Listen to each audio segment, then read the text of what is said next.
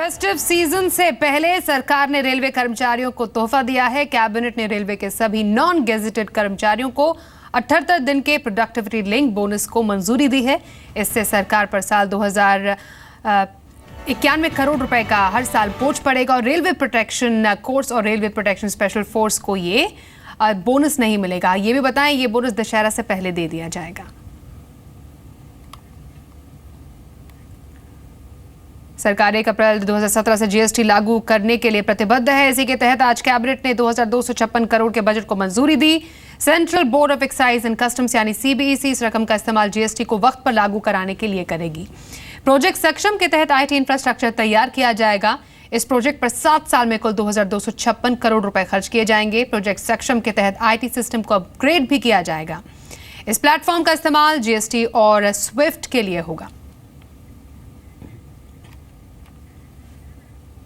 आपको बताएं, world economic forum के ग्लोबल कॉम्पिटिटिवनेस इंडेक्स में भारत ने ऊंची छलांग लगाई है। देखिए,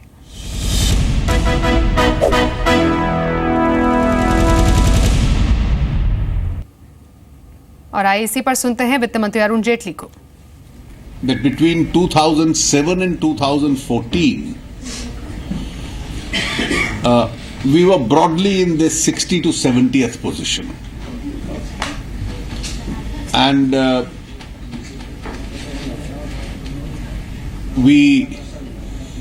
if we improved, it was marginally, and then we would slip down again. And in 2014-15, when the then new government had taken over, we were rated at 71st position. So since day one, the series of steps which have been taken towards structural reforms, from 71st position in 2014-15, we moved up to 55 in 2015-16. That was a jump of 16 positions. And now there is a further jump of 16 positions in 2016-17, and we are at 39th. So which effectively means that in the last 2 years, we've moved up 32 positions.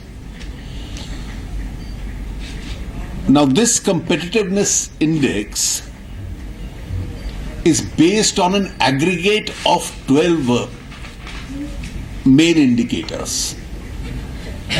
And each one of these 12 indicators has several sub-indices.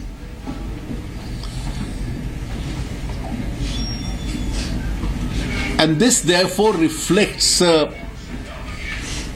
a very significant improvement in India's competitiveness as an economy. Now, it may be also noted that amongst the current negatives, notwithstanding that, we are at position number 39. One of that is the goods market. And the report itself indicates that if there is a possible implementation in 2017 of the GST, then that part of the negative categorization with regard to the goods market itself would be adequately taken into consideration.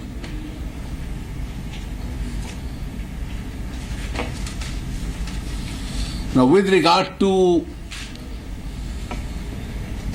the ICT, Information Communication Technology, also there are some negative indications.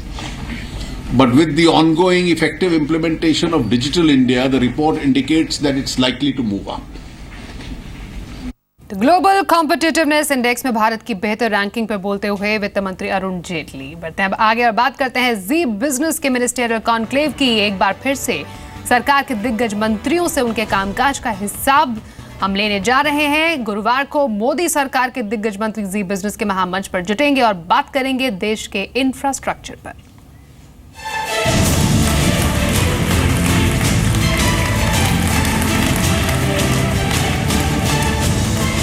बड़ा मंच, दिग्गज मंत्री, लोग लगातार काम में लगे हुए हैं, बहुत मेहनत कर रहे हैं। बड़ी बहस और ऐसी एक जनता दरबार जैसे ही तय किया था, बैठे थे और एक बार सुभाष जी भी आए थे और बैठ के हमने एक एक प्रॉब्लम को पब्लिकली सॉल्व किया।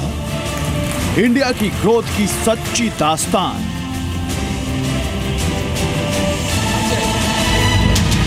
जी बिजनेस का मिनिस्ट्रियल कॉन्क्लेव, ये वो मंच है जहां सरकार के दिग्गज मंत्री देते हैं अपने काम का हिसाब। तो मुझे मेरी जरूरत नहीं रही है क्योंकि एक भी प्रोजेक्ट पेंडिंग नहीं रखा है। इंफ्रास्ट्रक्चर हो या मेक इन इंडिया, स्वच्छ भारत हो या जन धन योजना, स्किल इंडिया से लेकर स्टार्टअप और स्टैंड अप इंडिया, सरकार की तमाम योजनाओं पर होती है गर्मा गर्म बहस। इस बार भी सरकार के दिग्गज मंत्री जी बिजनेस के इस महामंच पर अपने काम काज का हिसाब देंगे और इस बार बात होगी देश की रीढ़ की हड्डी माने जाने वाले इंफ्रास्ट्रक्चर सेक्टर की। हर बार की तरह इस बार भी मोदी सरकार के दिग्गज मंत्री शामिल होंगे, जिनमें शामिल हैं ट्रांसपोर्ट मंत्री नितिन गडकरी, रेल मंत्री सुरेश प्रभु, पावर और कोयला मंत्री पीयूष गोयल, स्टील मंत्री चौधरी वीरेंद्र सिंह और पर्यटन मंत्री महेश शर्मा। तो आप भी हो जाइए तैयार। कल यानी गुरुवार शाम 6 बजे से लगातार जी बिजनेस पर देखिए मिनिस्ट्रियल कॉन्क्लेव बिल्डिंग इंडिया।